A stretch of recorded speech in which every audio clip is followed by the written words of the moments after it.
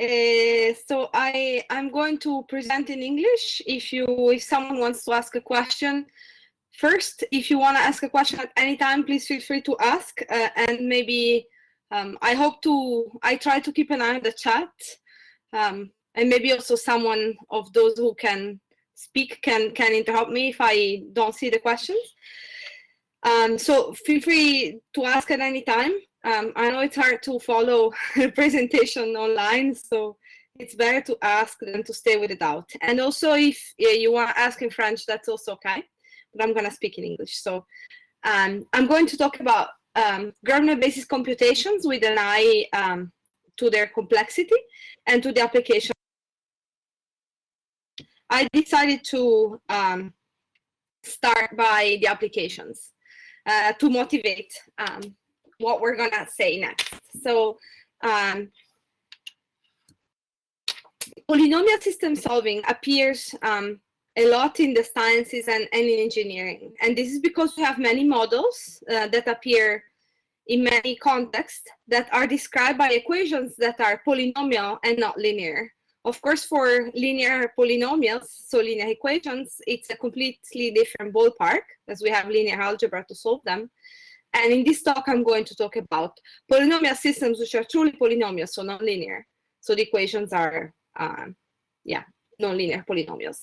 And I made a list, and this list is non-exhaustive, but I've made a list of some applications that I'm aware of where polynomial systems arise and are important. And some of them are real applications, and some of them are rather like techniques which use algebraic tools. So whenever you see algebraic, it means that in this context, there is models that are described by polynomials. So for example, in algebraic statistics, that are some models that are described by polynomial equations. And this is referred to often as algebraic statistics. And the same in biology. So this goes under the name of algebraic biology. And in fact, algebraic statistics is used to make inference in biology sometimes. And there's a study of chemical reaction networks where some dynamical systems that arise from chemical reactions can be described by polynomial equations. Some of them, if you're familiar with this, I'll say a few terms here and there, and if you don't know what they are, it's not important really for understanding the talk. But one class of polynomial systems that arise in chemical reaction networks are toric systems, which are those that define toric varieties.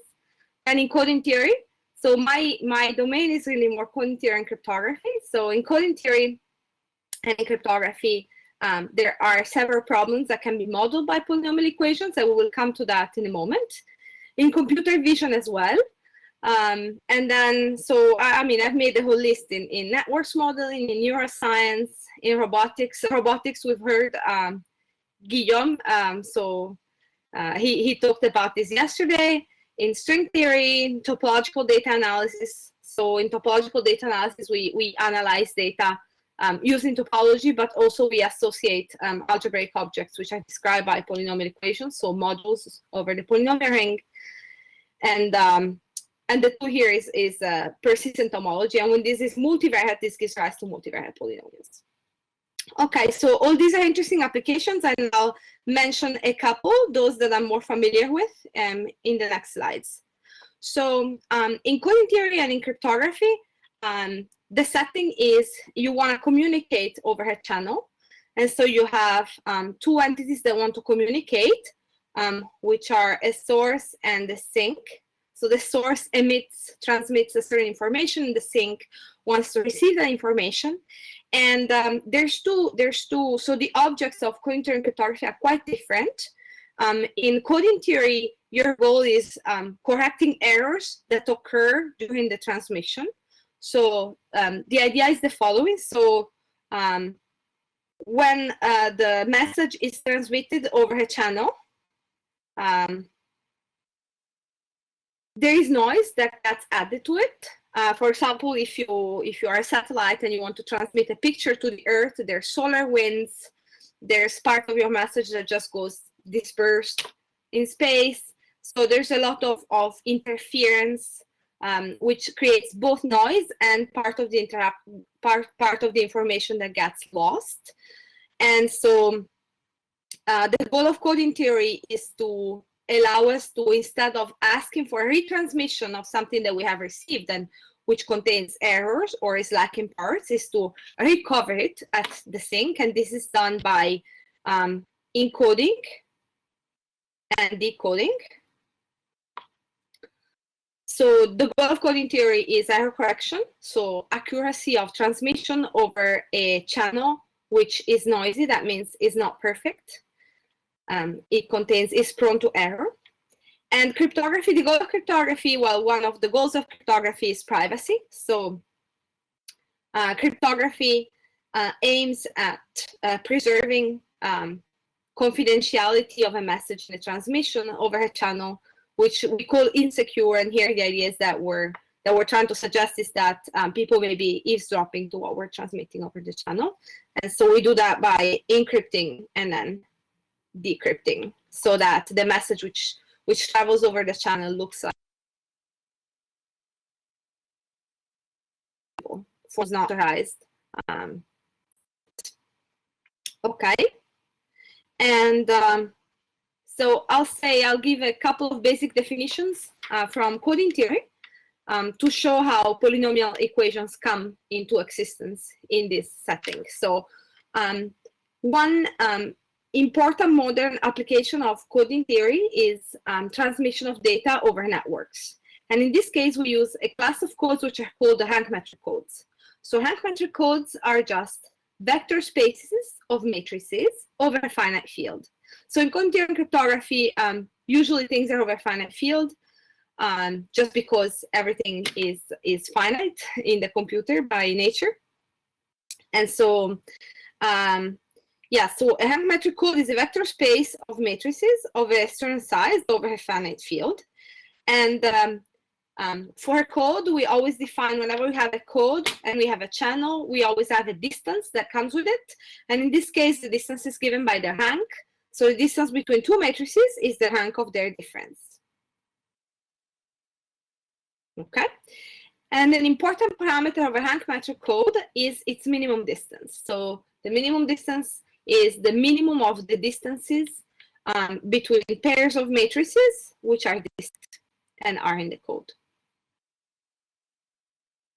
So for example, I just took a very simple code to illustrate this concept. So if I take the binary code generated by these two 3x3 matrices, this code will also contain the zero matrix, and it will contain the sum of these two matrices, which is the matrix with diagonal entries 0, 1, 1. And so each non-zero matrix has rank 2, and so this means that the minimum distance of the code is 2. So each non-zero matrix is the sum of the other two, or the difference of the other two, and its rank is 2. So in this case, the minimum distance is 2.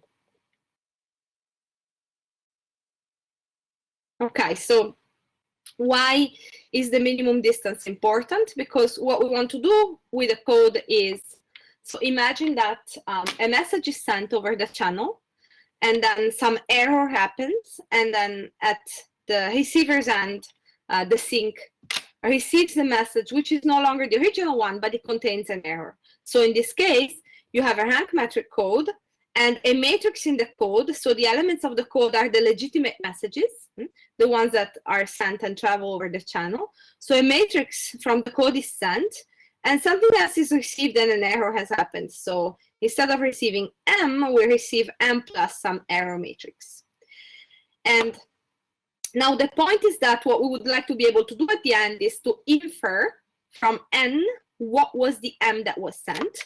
And so in this case, if we suppose that the error matrix E has a bounded rank, specifically bounded above by the minimum distance minus 1/2, then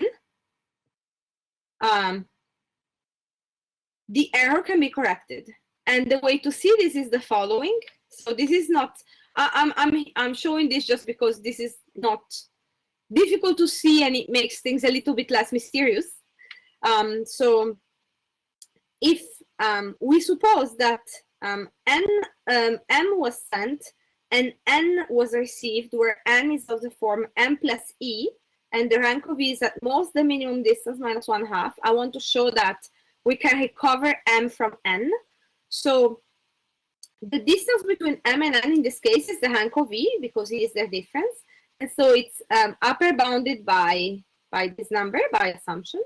Now, if we take another matrix in the code, so something which is not the m that was sent, then the distance between that L and the n that we received is, so I'm using here the triangular inequality for the distance to see that. So this is at least the minimum distance of the code, and this is at least the minimum distance minus 1/2, and so the sum is at least the minimum distance plus 1/2. And so this shows that there is only one element, and namely the m that was originally sent, whose distance from the received n is at most this number. So by supposing that not too many errors have occurred, so that the rank of the error matrix is bounded, we have shown that there is a unique m in the code which has distance from n. Oh, I apologize. Okay, which has distance from n at most that number. And so, said in coding theory jargon, m is the unique solution to the decoding problem. And the decoding problem is the following. Given an n received object, received matrix in this case, we want to find the element in the code which minimizes the distance with n. And this is based on the assumption that it is most likely, so given that n is received, it is most likely that m has been sent because it is the closest one. I mean, I'm saying this a little bit informally. I just want to give the flavor of the problem. And so then this is a decoding problem. We can write it like this as well. So we can say, if I have a code and it's given to me via a set, a basis, then if I receive a certain n, I want to find the element of the code. So I want to find the coefficients x1, xn, such that the rank of n minus sum of xi mi is minimum. So this is the same as we said before. We want to find the element in the code that minimizes. This is the element of the code that minimizes the rank of n minus n. So, okay, so this is the decoding problem, the problem that we want to solve in coding theory. And I wrote it this way because I wanted to wrap around to another problem which may be known to people, or at least to people who are interested in cryptography. And this is the min rank problem. So the min rank problem doesn't only appear in cryptography, but it's very popular in cryptography. And I think lately there's been a number of works on it. And so I thought people may be aware of it. So the min rank problem asks to minimize the rank of a linear combination of matrices in the following way. So we are given certain matrices of fixed size over a finite field, and we want to find the coefficients of the linear combination, which has rank, maybe not minimum, but upper bounded by a certain rank of our choice. And here we have discussed the discussion that we just made shows that these two problems are the same in this case, okay? And this latter problem, so the matrix, this matrix right here, n minus the sum of xi mi, since n and the mi's are known, this is a matrix. If I write down the linear combination, this is a matrix whose entries are linear forms in the variable x. And so if I want to find a value for the x size such that the rank is at most a given number of that matrix of size, one more than the rank that I wish to have as an upper bound, And this gives me a system of polynomial equations of degree, this number here, +1 in this case. And so the punchline is that, so in coding theory, we have this central problem, which is the decoding problem, which in fact is the problem that we have to solve in order to correct the errors that happen during a transmission. And this problem is an instance of a problem which is also studied in cryptography, which is the mirror-Hank problem, and both of them can be modeled by a system of polynomial equations with coefficients in a finite field in this case. Okay. So another problem which is similar, not identical, but similar to this, and that this is a problem that I like very much, and so I wanted to mention it as well. It's a matrix completion. So in matrix completion, you are given a matrix which is not totally filled. So you only know a certain subsets of the entries of that matrix. And you want to fill in the missing entries in such a way that the matrix has least possible rank. And this is a problem that appears in many applications, which I will say in a moment. And you may well imagine that in the application, sometimes you may be willing to relax your assumption on the least possible rank to have a rank which is small enough. And so this may be enough for a lot of applications. And so sometimes instead of asking the matrix to have least possible rank, you ask that it has rank at most a given R. And this problem is, if you want an instance of you could see it as an instance of the min rank problem, because if you call indeterminates the entries of the matrix that you don't know, you see another time that you have a matrix whose entries are linear forms, in fact variables in this case, or numbers of variables, and you want to find the value for the variable such that the rank is at most a certain number. So this is, you could think of this as an instance of min rank. And in fact, this problem arises in several applications. So these are some that I know. I'm sure there's more. So it arises in coding theory, in cryptography, in collaborative filtering, which I will say what it is in 1 second, in systems theory, where you have dynamical systems which are given which have a linear evolution, and in the Internet of Things localization, where you want to reconstruct the relative localization of objects from the mutual distances, and other problems. And collaborative filtering is, I guess, the most popular, or maybe my favorite example of collaborative filtering is the Netflix problem. So the Netflix problem is the following. So you're given a matrix whose entry ij represents the rating of a certain movie j, which corresponds to the column, by a customer I. So each row of the matrix corresponds to a customer, and each column corresponds to a movie. And there is an entry ij. The entry ij tells you what is the rating that the customer I gave to. Maybe it is given, maybe it's unknown. Okay, and what you want to do is you want to complete this matrix to something of low rank. So by definition, this matrix is incomplete because users all the movies available. And what you want to do is you want to give them recommendations. So you want to, based on the data that you have about what they have liked in the past, you want to suggest to them movies that they may like. So you want to fill the matrix in such a way that the matrix has low rank. And why low rank? Because what we assume is that user preferences depend on few factors. And this is where the low rank comes from. Okay, so this is the Netflix problem. And again, it's an instance of matrix completion. Okay? And another instance of matrix completion that comes from coding theory is this index coding.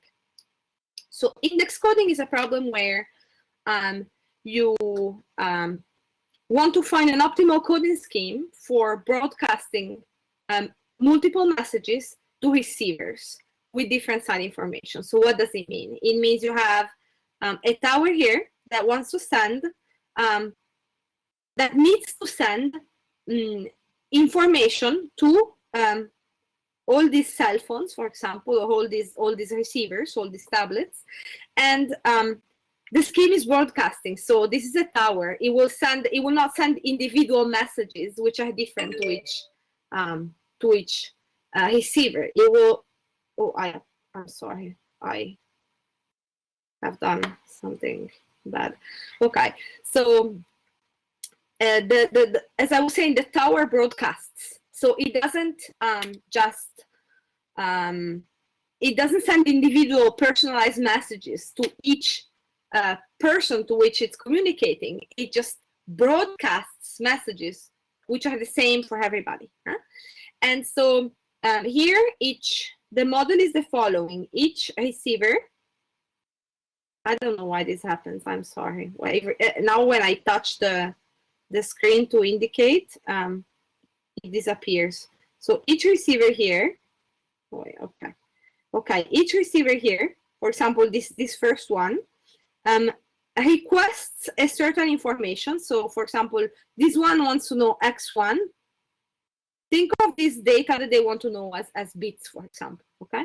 So T1, the first one wants to know bit x1, and it knows for some reason. And you have the same data for all the receivers, and the question for the tower is, what is the best thing that the tower can do? So the tower wants to broadcast a certain number of messages, and it wants to do so minimally. For example, the tower, since each TI wants to receive XI, the tower could broadcast X1, then X2, then X3, then X4. And this will take 4 transmissions. And now the question is, can the tower do better? And you see already the answer in the picture. The tower could broadcast X1 plus X4 and X1 plus X2 plus X3. And how do we come to this solution? And this is optimal, okay? So this is the best. So the tower cannot make everybody happy with only 1 transmission, but it can make everybody happy with 2 transmissions. For example, here, if since T1 has knows X2 and X3, by receiving X1 plus X2 plus X3, it can recompute X1. So T1 is satisfied, etc. So you can go ahead and check that every receiver will be satisfied with its transmissions. And how do we solve this problem? With matrix completion. Because you write down a corresponding incomplete matrix where I'm putting a 1, so each row corresponds to a user, to a receiver. So this one corresponds to this receiver. And I'm putting a 1 for the information that the receiver wants to have, and a star, an unknown, for the information that the receiver has, and a 0 for the information that the receiver does not care about. So the one that they do not require to have.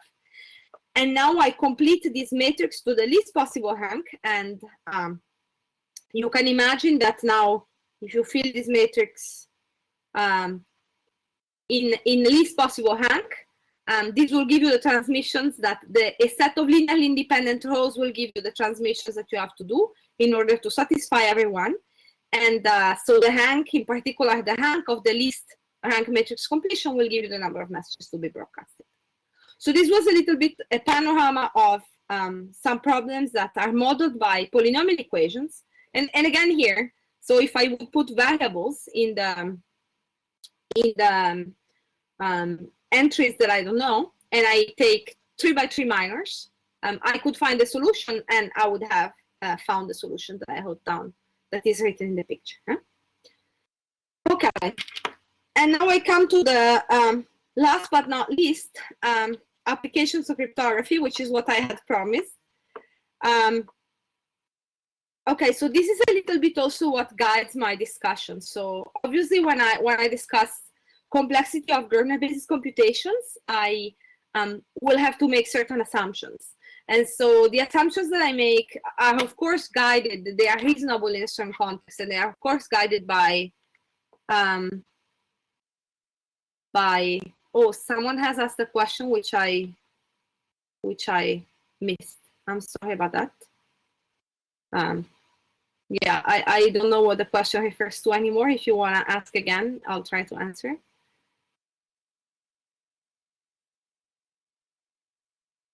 So anyway, what I'm trying to say here is that, so the questions, I'm trying to explain this application to multivariate cryptography. Oh, okay. Okay, thank you. So I think it was maybe a remark more than a question. Yes.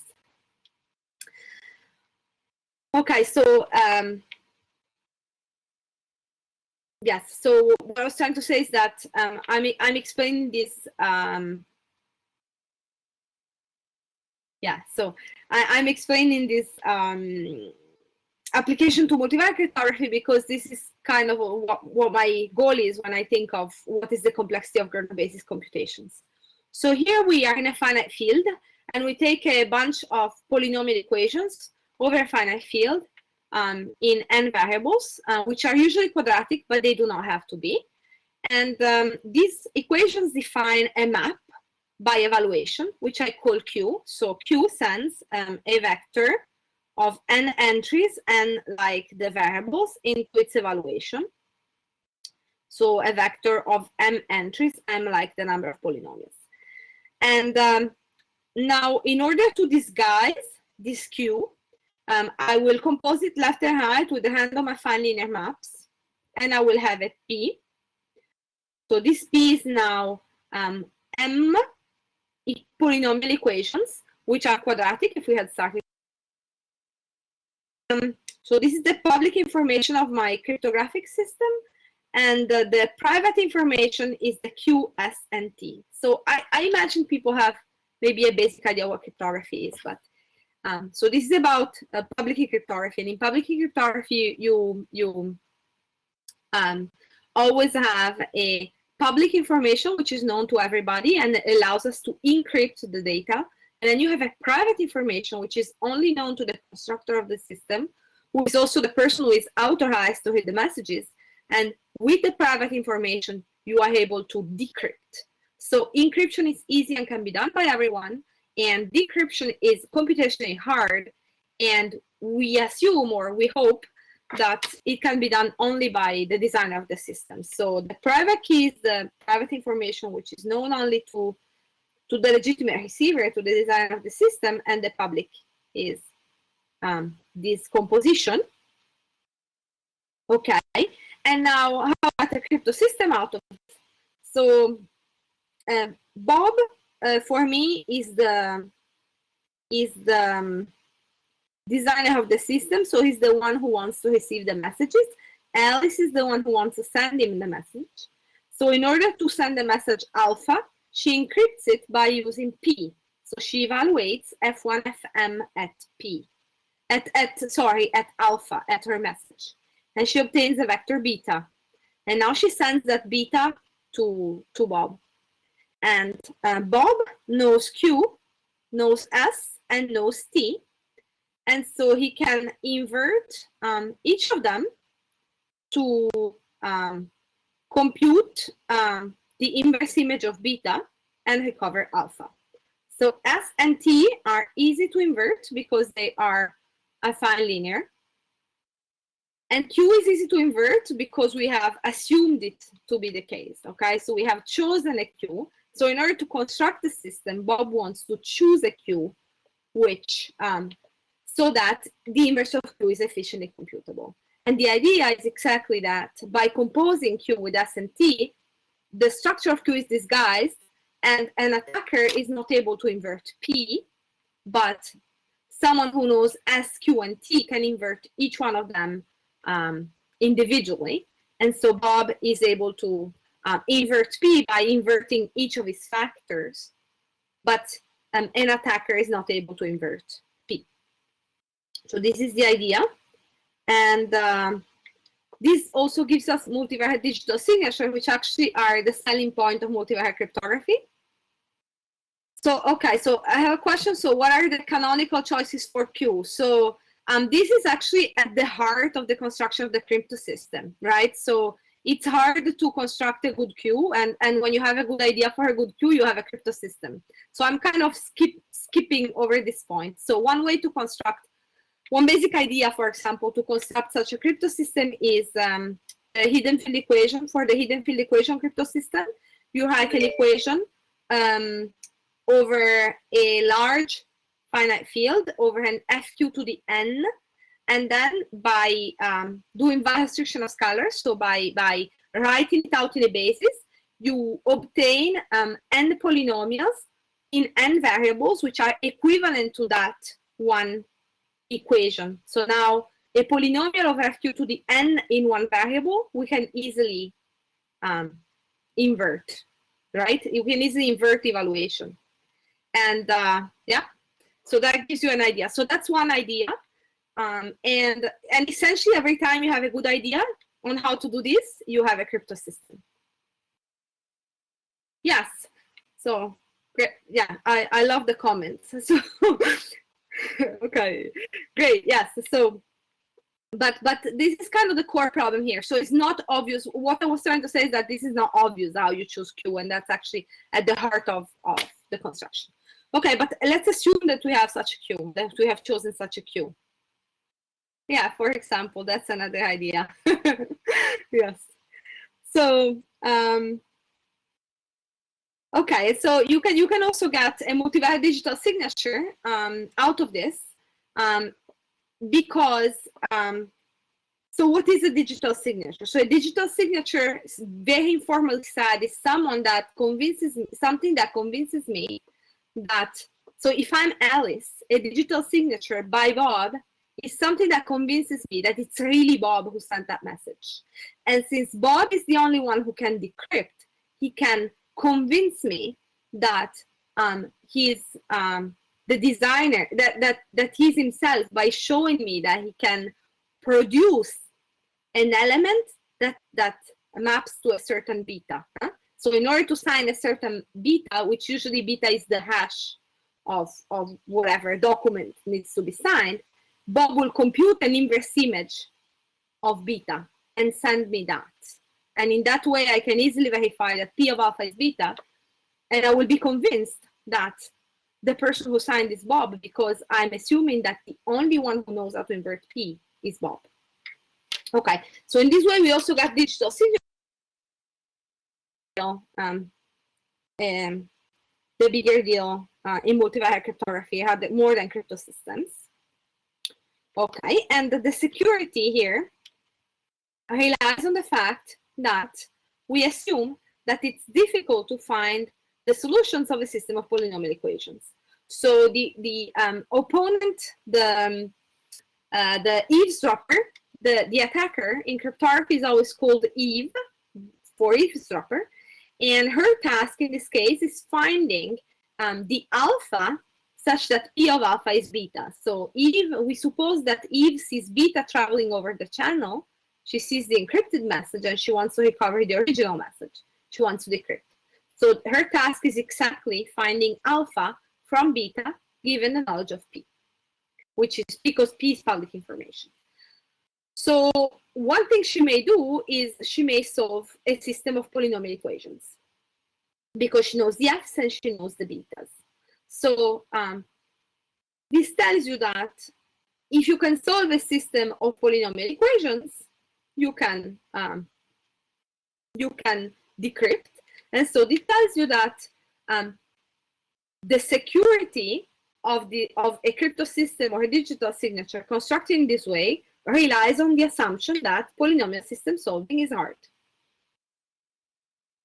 And again, here we're over finite fields.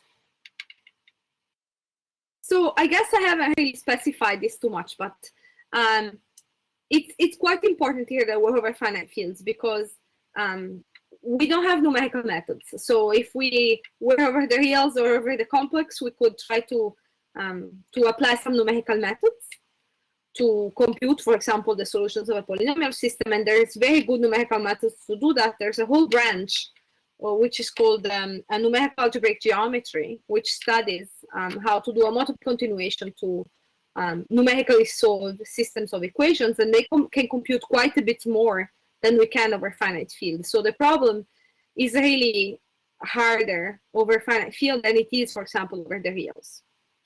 The problem of solving a system of polynomial equations.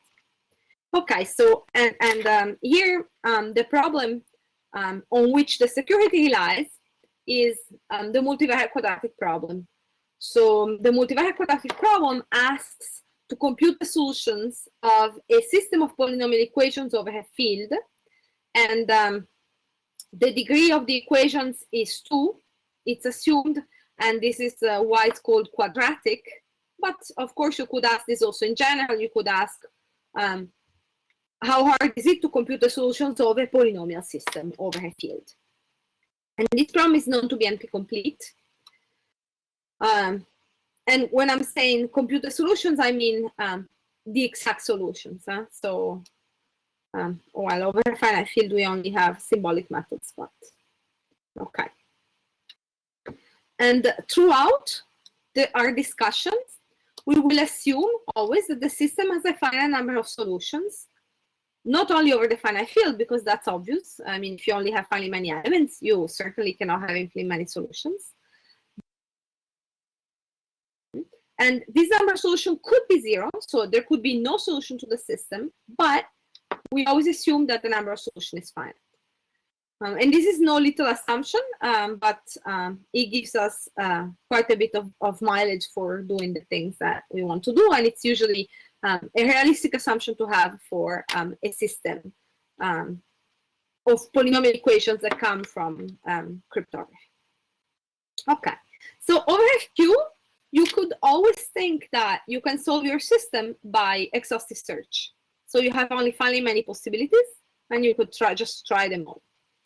And this is exponential.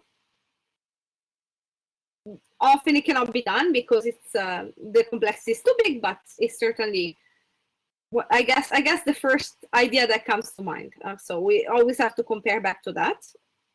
In some cases, it's not too bad. For example, if you have the binary, it's not too bad to just try substitute some variables and see what you got, because you only have two choices, 0 and 1. Okay, and the tool that we have and that I aim at discussing in this small course is Groebner basis. So Groebner basis allow us to compute the solutions of a system if we assume that they are finitely many. Of course, there's a whole discussion. We could ask ourselves, what does it mean to compute the solution of a system if they are infinitely many? And I don't even want to get into that at all. But we are assuming that we have finitely many solutions, and we want to compute them, and Groebner basis allow us to do that. And Groebner basis computations also have exponential complexity. Okay, we will come back to that. Okay. So systems that come from multivariate cryptography, they're just not any systems. They look random, but they often are structured. And because of course there's a hidden structure that allows you to invert the map Q. Okay, and there's also some features of them which are quite apparent. So usually they are equations of small degree. So for crypto systems or for digital signatures, usually you have equations of small degree, many equations in many variables, but of small degree. And usually they're defined over a small or relatively small finite field. And this means also that you can throw in for free the field equations because they're also low degree equations. And so they don't affect your computation too much. And there's another interesting family of polynomial systems that you're interested in solving in cryptography. And I don't want to get too much into those because because it's a discussion in itself, but I'm just mentioning this for people who know. So if there's a family of systems that come from index calculus on elliptic curve, which is an algorithm to solve the discrete logarithm problem on elliptic curve. And these systems, they're usually, so the systems in the first class, they're usually hard to solve, right? Because the security depends on that.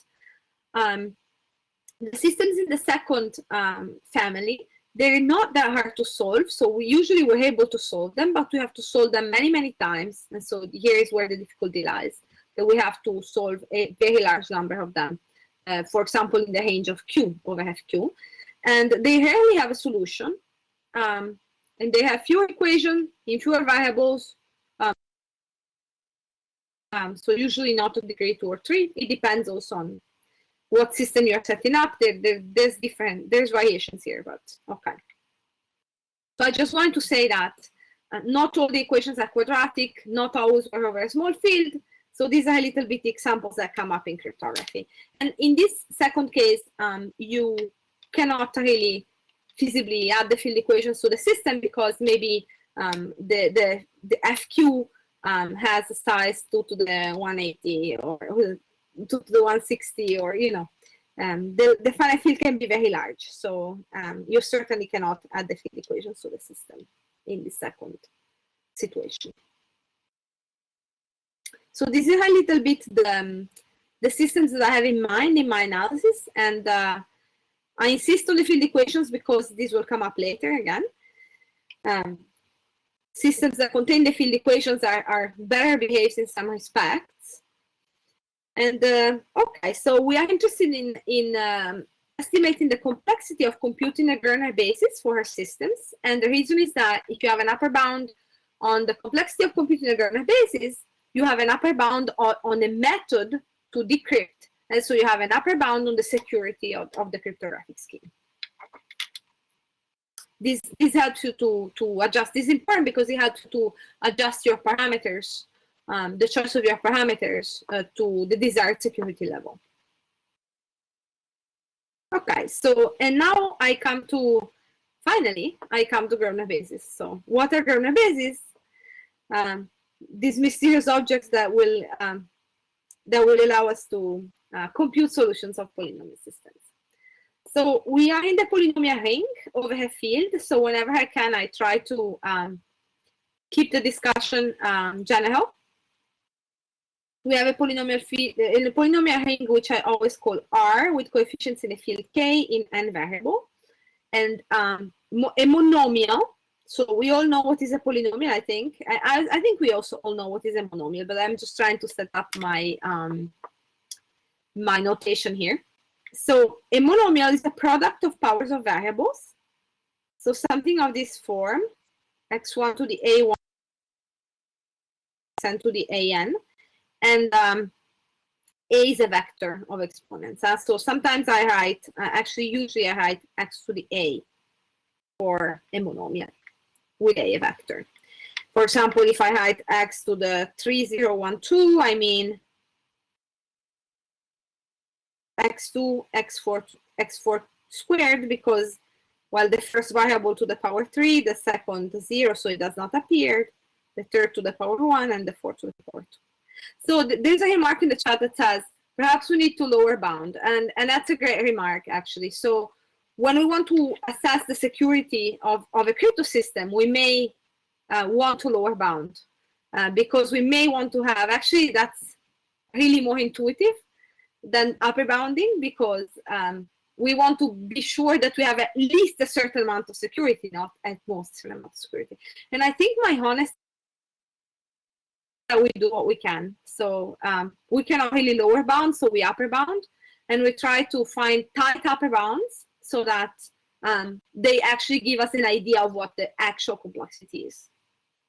So I think that's the most honest answer. So I agree, we should lower bound, but it's very hard to lower bound in this context. Okay, so I hope I answered. So we have monomials. So we have monomials in the polynomial ring, and now we will define an order of monomials. So an order of monomials is a term order if it is multiplicative. That means if I have an inequality, I'm sorry, I'm totally unable. Okay, so if I have an inequality between two monomials, and I multiply it left and right by the same monomial x to the c, the inequality is preserved.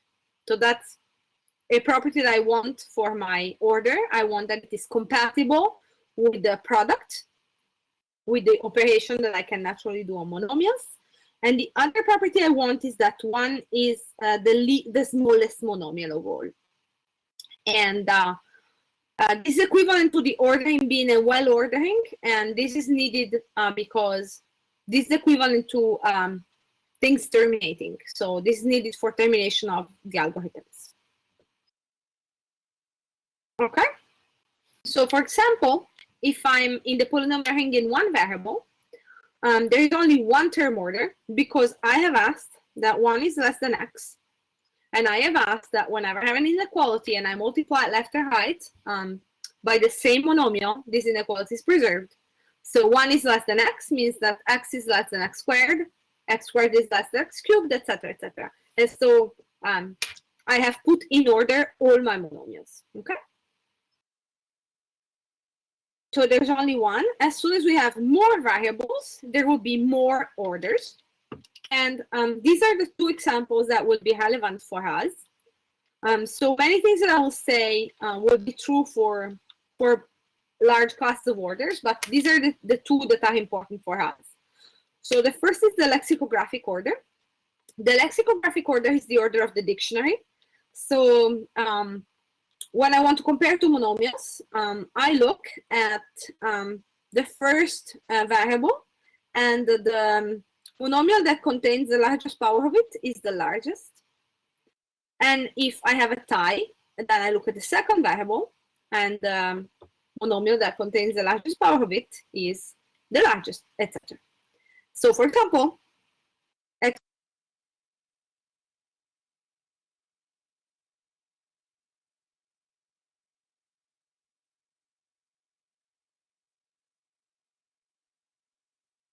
x2 squared x3 because x1 squared x2 squared, I'm sorry, because this is divisible by x1 squared and this is divisible by x1, so this is divisible by larger power of x1. And if I compare these two, they are both divisible by the same power of x1, so we have a tie there. Now I look at x2. x2 squared has a bigger power than x2, so x2 squared is bigger than x1, x2, x3.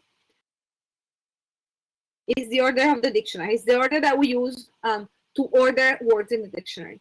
And then we have the degree reverse lexicographic order. So in the lexicographic order, the monomial that contained the largest power of x1 was bigger. In the degree reverse lexicographic order, the monomial that contains the largest power of xn is smaller. And this is not the same as the one before, although it may seem at first approximation.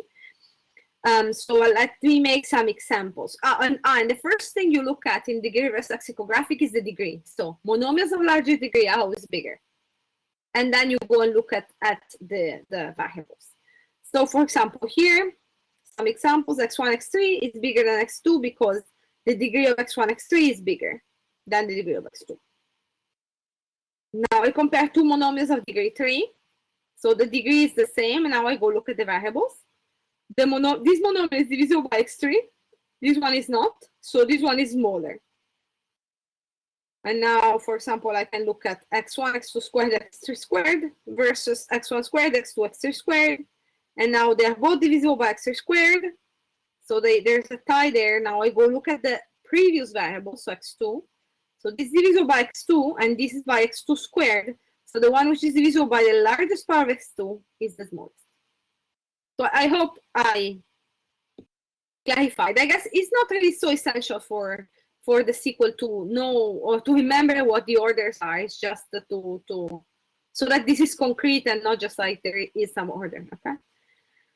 And okay, so all that I will say now depends on the choice of an order.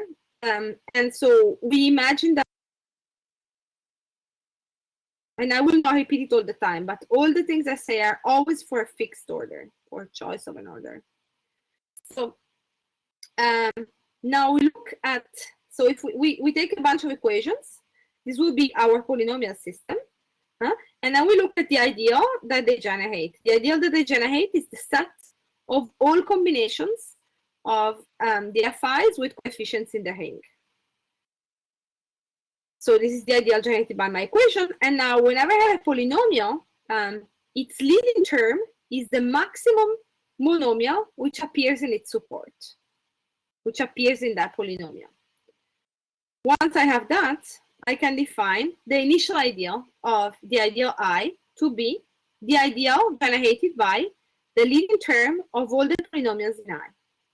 this is by definition a monomial ideal. So by definition, it's generated by monomial because I'm just given a set of monomial generators. And we say that the polynomials G1, Gs in I are a Groebner basis if the initial ideal of I is generated by their leading terms. Okay? So I'm going to make an example now. So you see, I just want to stress one more time that this depends on the choice of the order, because what is the maximum, what is the leading term depends on the choice of the order. Right? So let me make an example. So I take F3, X1, X2 with the lexicographic order. So the leading term of this polynomial is X1, X2 squared. And now I take the ideal generated by that polynomial with X1 squared plus X2 squared. And in the initial ideal, therefore, I will have to put the leading term of these two polynomials. So I will have to put X1, X2 squared, which comes from here, X1 squared, which comes from here. But in fact, I can write X2 to the fourth also has a combination of these two polynomials. This is, I mean, it's not obvious maybe at first sight, but one can verify that this is possible. And so X2 to the fourth also has to be an initial ideal. And in fact, it's possible to prove that this is everything. And so now take three polynomials in I, namely the first two that I had and this X2 to the fourth. And these are whose leading terms are these generators. And these are a Groebner basis of I. Okay. So this is the definition of a Groebner basis. This doesn't tell us how to compute a Groebner basis, and this is what we will discuss next, how to compute a Groebner basis. Okay. And before I come to that, I want to make a couple of remarks on Groebner basis. So I want to say a few facts about Groebner basis. So finite Groebner basis always exists, and the reason is that this initial ideal that I defined in these previous slides, this is an ideal in an Artesian ring, so it's always finite generated. So there will always be a finite set of polynomials whose leading term generated. So they always exist, but computing them is a different ballpark. And so Groebner bases are relevant in many fields. So they're not only a useful computational tool, but they're also a useful theoretical tool. And I just say one sentence about this. So whenever you have an initial ideal of an ideal, you also have a flat family whose general fiber is your ideal and whose special fiber is the initial ideal. So you have a flat deformation. And so many invariants and many algebraic properties of the initial ideal will be transferred to the ideal via this flat family. And so this makes it so that Groebner basis and these degenerations are a very useful tool also in commutative algebra, combinatorial geometry, algebraic geometry. And we leave it at that, just to say that they're not just to compute solutions, they're also for many other things. And one definition, which maybe, it will be useful for us is this. So Groebner basis is reduced if we have taken polynomials which are minimal generators, whose leading terms are minimal generators of the initial ideal. So in a sense, we have taken a minimal set, if the set is minimal. And if we have interreduced them with each other, which means the leading term of each one of them does not divide the monomials in the support of the others. It means if I have a polynomial which starts with x1 squared and I see an x1 squared in another polynomial, I can use that polynomial to eliminate the x1 squared. So I can assume they're always interreduced in this way. Okay, so and how do Groebner bases give us the solutions to polynomial equations, to systems of polynomial equations? So for that, this is one of the main results. So there is a more general version of this result, but I just give this version because it's, in most cases, this is enough and it's just simpler to state. So we have a system F of polynomial equations, and we assume that it has finely many solutions over the algebraic closure of a field. We assume that for each pair of solutions, they have a different last coordinate. And we assume that the ideal is radical, that I will say what it is in 1 second. So if we have all these things, then the reduced lexicographic Groebner basis has this form, this very nice form, where we have one polynomial only in the last variable, whose degree is the number of solutions of the system. And then we have other polynomials of the form xi minus a polynomial in the last variable. And so why is this a solution of the system? Because now if I want to find the solution of the system, what I do is I compute the Groebner basis, and then I factor this polynomial to find the roots. Notice that over a finite field, this is a polynomial complexity, so this is easy to do over a finite field. And then for each such root, I plug it in here to find the solution that corresponds to it. Okay? And notice that I have assumed that different solutions have different last coordinates, so this works well for me. And so I have, from this Groebner basis, in an easy way, I can compute all the solutions. So what do the hypotheses mean that I have put? So radical means that if there is a power of a polynomial in the ideal, then the polynomial itself was already in the ideal. So for example, the ideal generated by x is radical, and the ideal generated by x squared is not radical, because x squared is in the ideal and x is not. No? X is not divisible by x squared, obviously. So yeah, so radical means essentially that the solutions are simple. I don't want to say more about this for now. So I think it's intuitive. The solutions are simple. So there is an important special case in which we know that the ideal is always radical, and this is over a finite field if the system contains the field equations. So this is why I was insisting before on the field equations. Systems that contain the field equations are typically better behaved, and this is one aspect of it. So that's automatic if we can put in the field equation, for example, which in cryptography often we can do. And the other thing is, the other assumption we had was that the different solutions have different last coordinate. And this is not true in general, obviously, but it can be made true if we change coordinates. And so this is true after applying a change of coordinates. Possibly, if your field is small, you may have to do a field extension. Okay, so how do we compute Groebner basis? So the first algorithm that was devised to do this was Buchberger's algorithm.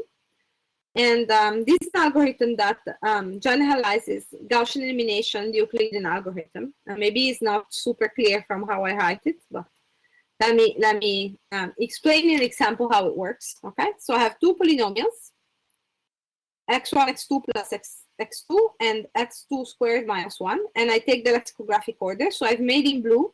I'm not sure that we see this so well. I'm sorry. My blue is very beautiful and stylish, but it's maybe not the best choice of color. Okay, so great, thank you. So I'm happy. So these are the leading terms. I'm making them in blue so it's clear. And now I start by saying my two polynomials, they will be in the Groebner basis. And now let's see what else I come up with. So now I try to eliminate the leading terms to see if I find something new. So I compute the least common multiple of the two leading terms. In this case, it's x1, x2 squared. And then I multiply f1 or g1 and g2 by suitable monomials in such a way that the leading terms will cancel when I do the linear combination. So for example, if I multiply my first polynomial by x2 and the second by x1, and I subtract, the leading term will cancel, and I will be left with this. And now this has a leading term x2 squared, which is the same as this, so I can use that to reduce it again. And I arrive at the end at this polynomial, x plus 1. So now this is new. x1 is a new leading term that I didn't have. So I add that to my Groebner basis. It's G3. And now I keep doing this forever until it stops.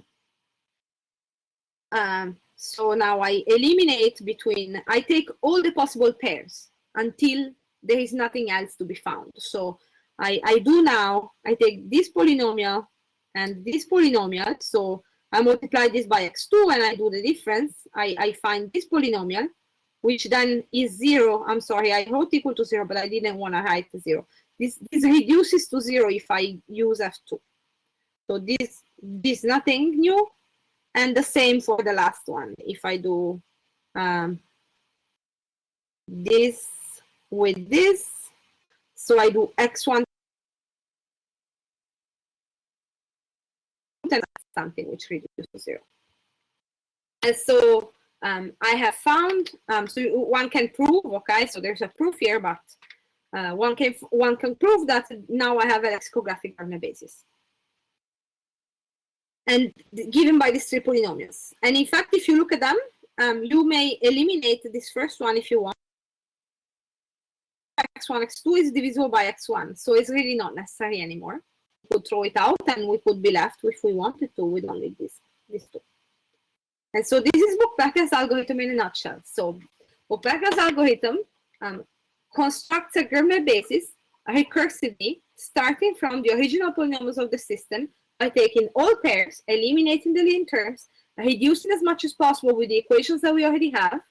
And if we find something new, we add it to the Groebner basis. If something reduces to 0, we just keep going.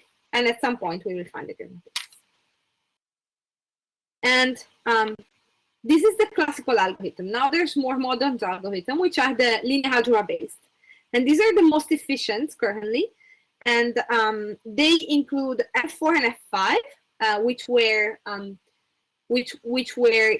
invented by Fougère based on an idea of Lazare, and Excel and its variants. And actually, Excel in the beginning was not presented like this. It was not presented.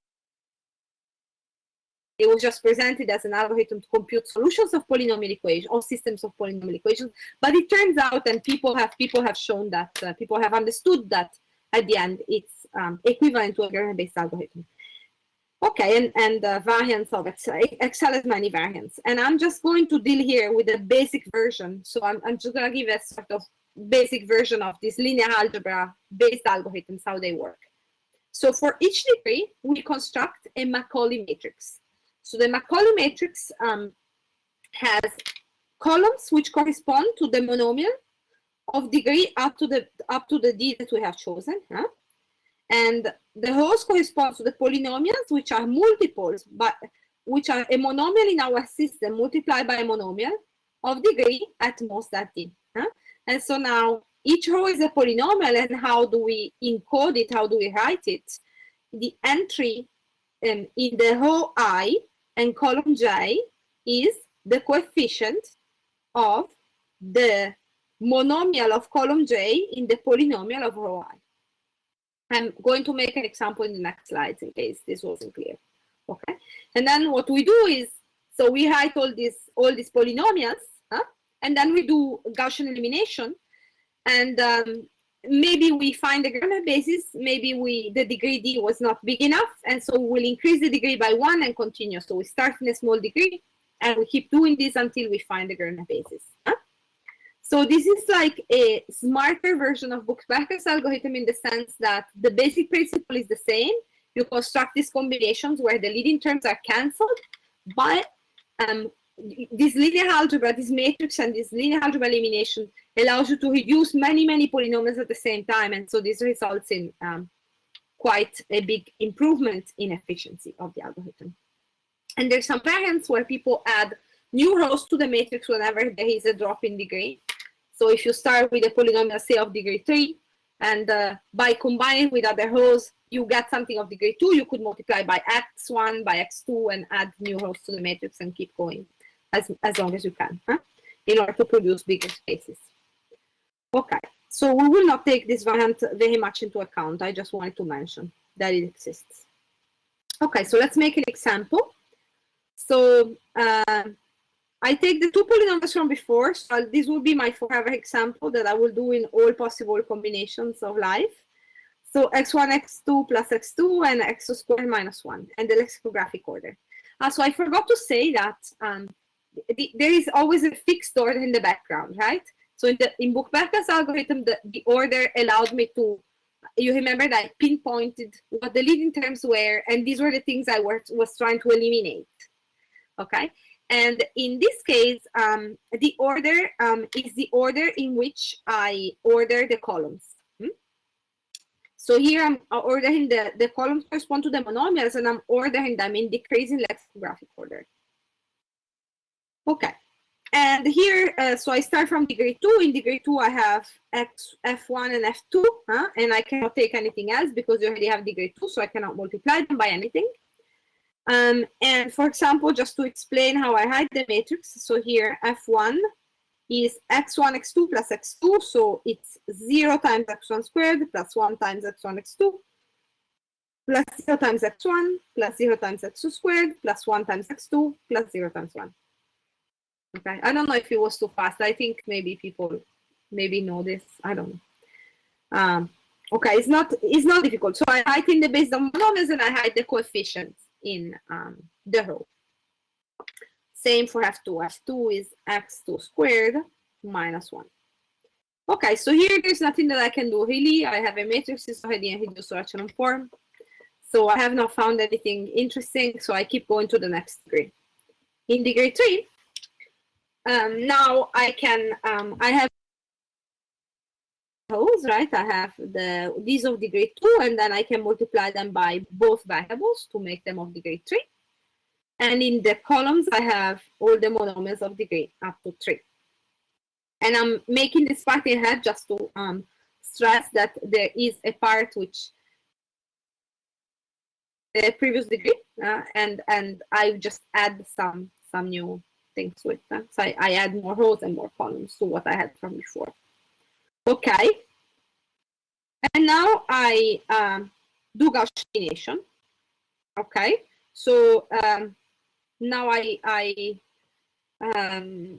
mean, I just magically done it. Obviously, I computed it before. So I do Gaussian elimination and I find this. So now each row will correspond to a polynomial. Yeah? And this polynomial, its leading term. So you see the leading term is always the entry on the left. It's a pivot. So in this one is a polynomial that has leading term x1 squared x2. And then there's one which has leading term x1 x2 squared, x1 x2, x1, x2 cubed, x2 squared. And the ones that I highlighted in red are, you see, if I look at all monomials, not all of them, this one, this one, this one,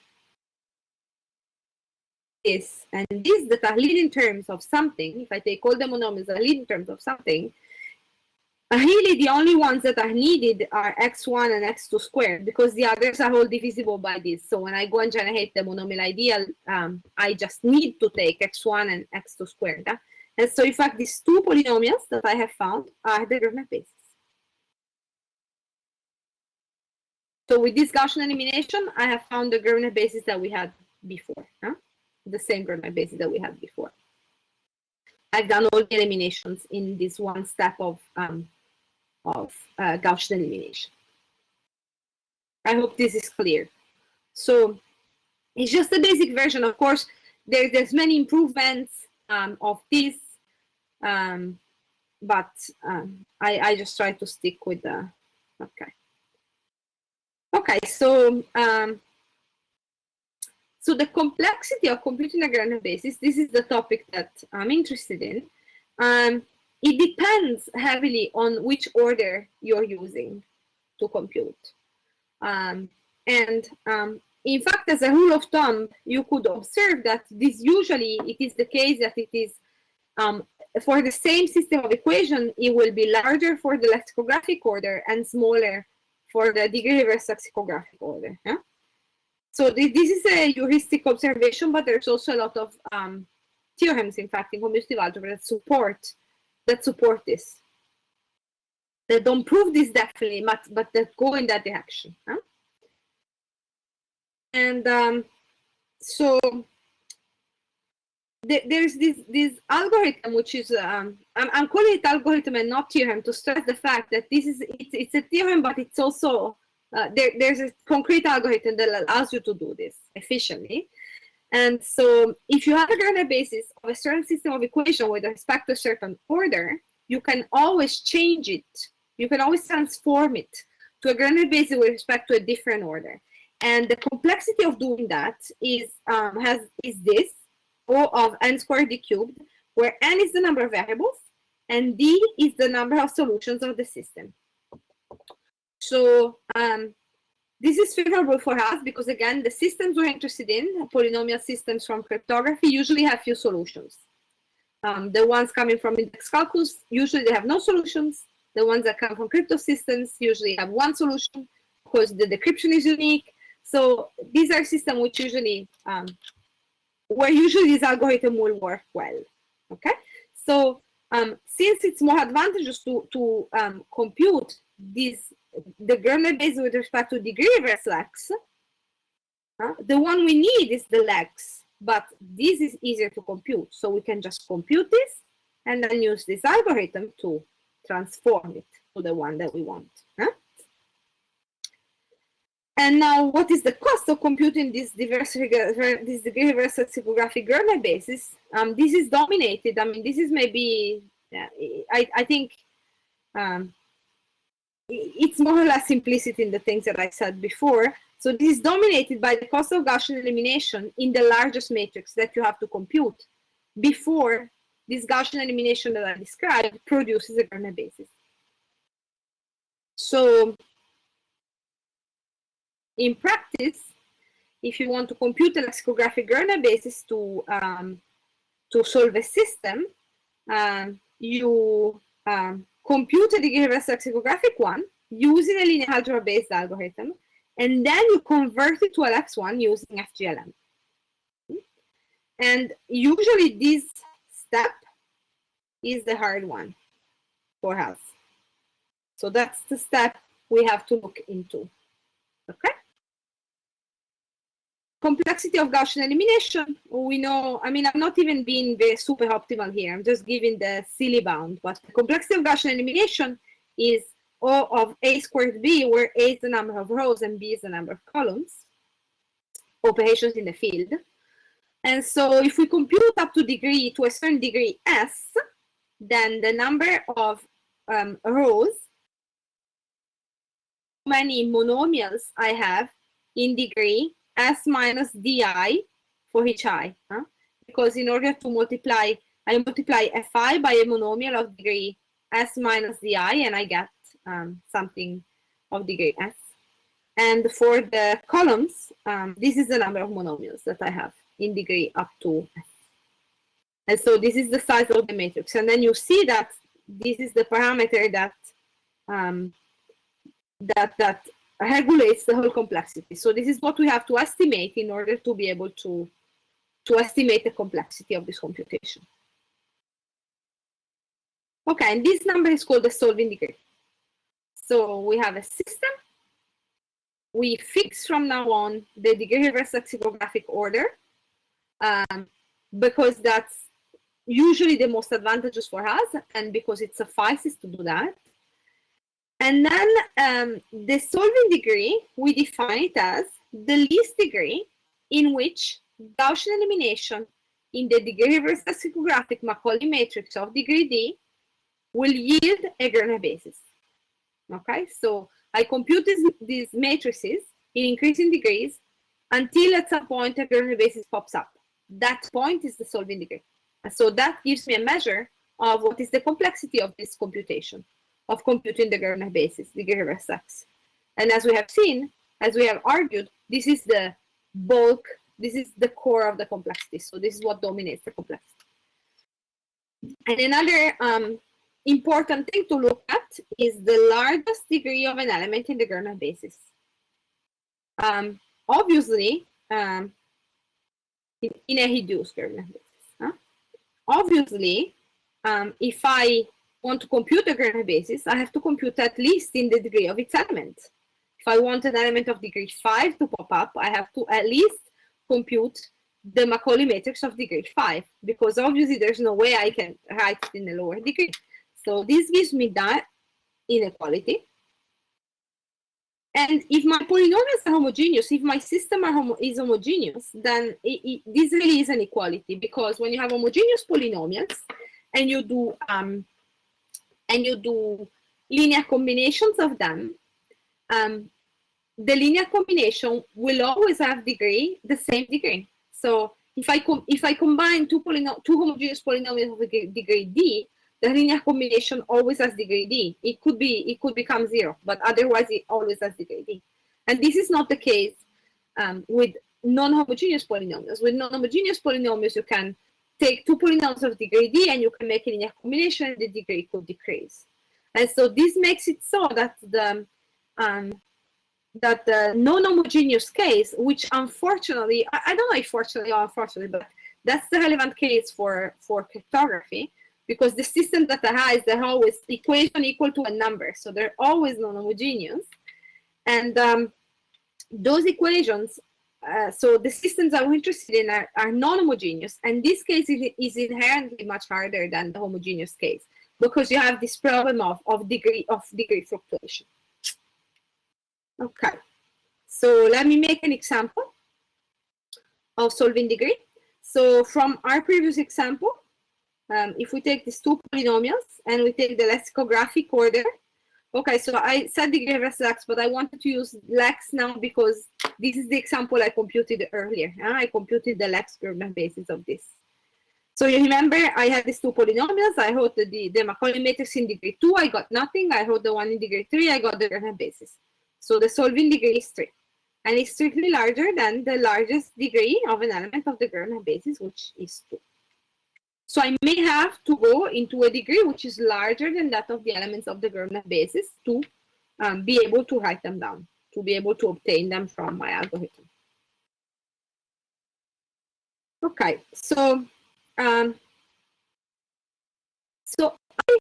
was make a shorter talk, but now I see that I've been very much slower than I thought, and I will not maybe be able even to finish what I want to say today, which actually is not a problem because I can always finish Friday, obviously. So I guess I'll just see how far I got. So now the goal here is to estimate the solving degree. And the homogeneous case is the favorable one, is the easy one. It's not easy, but it's easier. And so somehow it's advantageous or it makes sense to reduce to a homogeneous case if we can. And so this is how we do it. So a polynomial is now I say what it is. So a polynomial is homogeneous if all the monomials that appear in its support have the same degree. So for example, this polynomial is homogeneous of degree 3, and this one is not because it has a monomial of degree 3 and a monomial of degree 1. So if we have a polynomial which is not homogeneous, we can homogenize it and we do that by adding a new variable, which I call x0. And now I go and multiply all the monomials that I see in my polynomial or by a suitable power of x0, so that I make them all of degree equal to the degree of f. This is the way that I homogenize. For example, if I take my polynomial here, it's much easier said than written. I mean, this looks super difficult, but actually, if you look at this polynomial, it's very simple what we do. So we have a polynomial with a monomial of degree 3 and degree 1. So we make it all of degree 3 by multiplying this one by x0 squared. Okay. So this is homogenization. And now the homogenization allows us to bound the solving degree.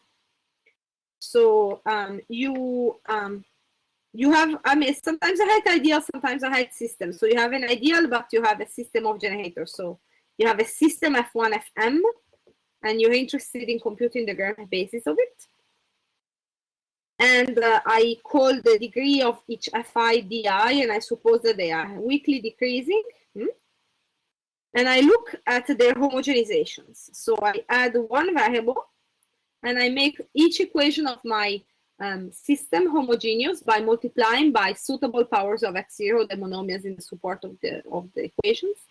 and x0 is always the same. So I add one variable and I use that to homogenize all the polynomials. Okay, and in an old paper of Lazare from the 80s, it is argued that if this homogenized system is in generic coordinates, which I will come to this, what this means in a moment.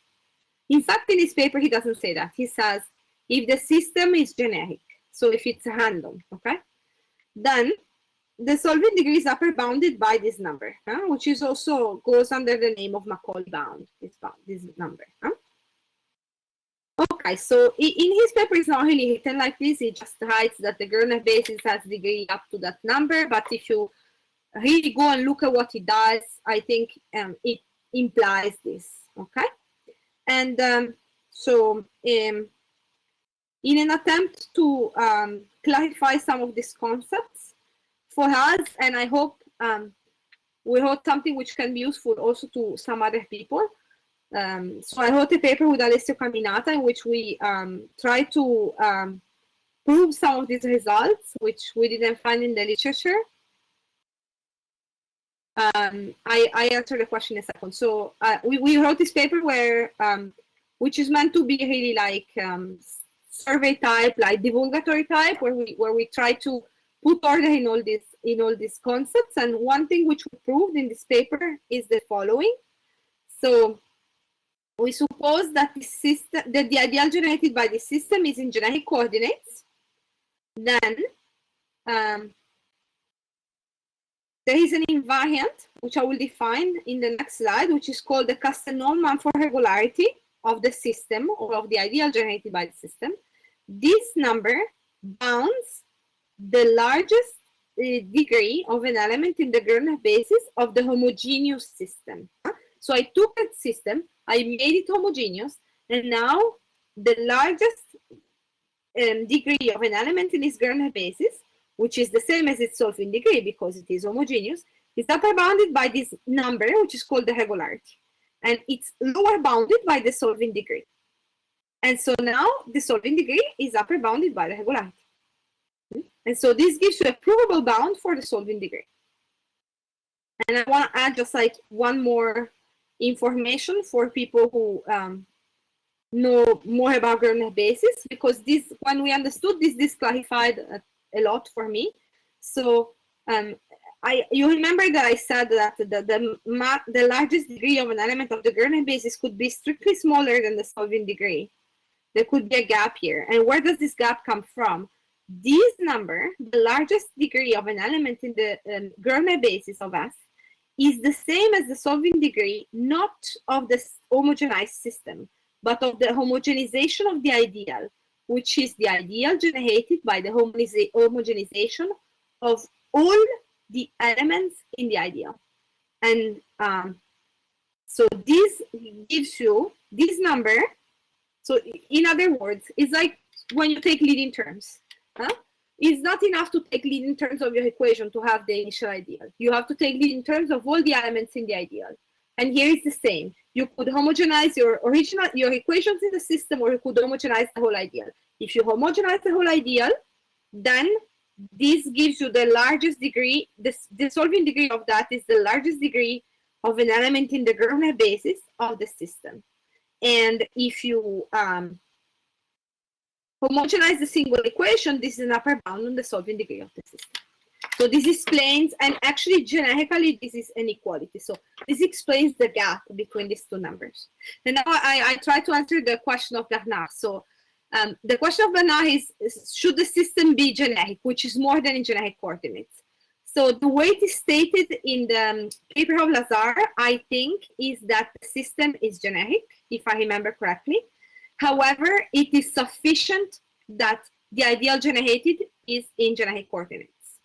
And I will come to what this means in, I don't know if I will come to what this means today. Maybe I will explain this next time, what this means in generic coordinates, okay? But it's a weaker assumption. And it is sufficient for the result. Okay, so now I say, yes, he proved for a zero-dimensional system. It's true. So Lazare proved this for a zero-dimensional system, so for a system that has only finitely many solutions. Yeah. I'm assuming this kind of from the beginning, but our result is also true is also true if you don't have a zero-dimensional system. Although this is not the interesting case for cryptography, but okay. Okay, so let me say what is this Castle normal for regularity, and maybe that's a good place then to stop. So what is the Castle normal for regularity? So this is an invariant which is well studied. So what is the definition of solving degree for an ideal? Actually, it's not a good maybe way to define it for an ideal. So the definition of solving degree, why is the definition of solving degree for an ideal? What is the definition of solving degree for an ideal? So maybe forget about this. So the solving for the homogeneous case, the solving degree is the largest degree of an element in the Groebner basis. So so just take that as your definition. So the solving degree of an ideal is the solving degree, or equivalently you could say the solving degree of an ideal is the solving degree of a system of equations which are its minimal generators. Yeah, exactly. You take a Groebner base of the ideal, absolutely. So that's an equivalent way to see it. And yeah, and I see that. Thank you, Laurent. You already answered the question, so that was in the chat. Perfect. Are there more questions? Okay, so I say what is this Castle normal for regularity. So this is an idea. This is a concept which is an invariant which is studied a lot in commutative algebra, and it is the following. So you start with a homogeneous ideal, and I write some generators. I call them capital F. This would be my discussion from before. This would be my homogenized equations of the system. So it would be the equations of the system, and I have homogenized each of them. So I take my homogeneous generators of my ideal, and now I write a surjective map to my ideal in the following way. So I write a module of rank M, because I have M generators of J, and each copy of the module. So this is like an S to the M. Oh, so let me take advantage and use them. So this is like an S to the M. So I send a basis of this free module. The basis, I send it to F1, the second to F2, the third to F3. So I have a surjective map to J. Okay, and I write this minus di. This is a trick to remember that each Fi was in degree di. So this is in degree. And now this map here as a kernel, and so I can surject on the kernel with another module, and I can keep doing this, and at some point this procedure will terminate. So this was proved by Hilbert. This whole machinery was put together by Hilbert in with the goal of computing Hilbert functions, I believe, and we will discuss Hilbert functions next time. So you write this sequence. This sequence is a long exact sequence of free modules, which terminates with J. And it's exact. It means for each map, the image of a map is equal to the kernel of the next map. Okay? And so now I look at these shifts, which were those that the numbers that I have put to keep track of the degrees. And the Castle normal for regularity is the maximum of the numbers that I see here. I see it. Yeah. So if is the maximum of the di's of the B1i minus 1, B2i minus 2, etc. So for each step that I go back, I do a minus 1. Elisa, Okay. il vous reste combien de slides là? Parce qu'on est arrivé à 15h30. Yes, I'm done. Yeah. Merci. So yes, I'm done. So this is the Castle normal for regularity, and I finished just with the one. I just finished this slide. So So this gives us a bound for the solving degree. And now the question is, how do we compute this number, this bound? Huh? If it's useful if we can compute it in some way. So how do we compute it? And the standard way to compute this is with Groebner basis. So this is not really, it feels that we have gone in a circle and we haven't really said anything useful. Huh? But in fact, this is not true because there's a lot of commutative algebra literature on the Casanova regularity, and for many situations, you can actually say things without actually computing the Groebner basis. You can say a priori what this number is or give a bound on it. And I will, I will continue this discussion next week, next Friday. And yeah, if anyone has any questions. Sure. Il y a des questions? De toute façon, déjà, tu as répondu à des questions un peu en ligne. Hein. C'est pour ça que tu peux continuer. Mais ce qu'il y a, c'est que des fois, il y en a qui s'en vont après. Les timings. So there is a question in the chat. So average complexity. What is the average complexity? So these are all different. These are difficult questions. So because usually the classes that you study in commutative algebra are structured classes and not really random classes. So the only results I know are those for regular and semi-regular sequences, which are, I think, the ones that you mentioned in the chat. Il y a d'autres questions? Cyril, qui est en train d'écrire, Elena?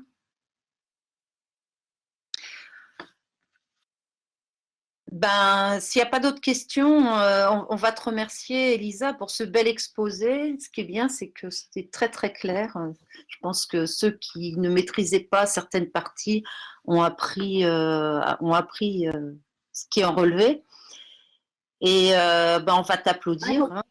I hope. So let me answer one more question from the chat. So what is it that we're going to do next time? So next time, I'll say a few more things about this. I'll say a few things about what all these things mean. So what does it mean to be in generic coordinates? And how can you check this type of conditions when are they satisfied? And then I will compare some invariants which people usually look at in order to bound this solving degree, like the degree of regularity and the last full degree. And if time allows, then I will talk about some more systems where we can see some cases where we can see something. So, for example, you can very easily say something about Meerhank or semi-regular sequences or this type of examples. So, a random system. Oh no, I forgot. There's another situation in which we can say something about a random system, and I'll try to say something about this next time. So it's for random systems of quadrics. Then in that case, you can, there is something that you can say conditionally to a conjecture in commutative algebra.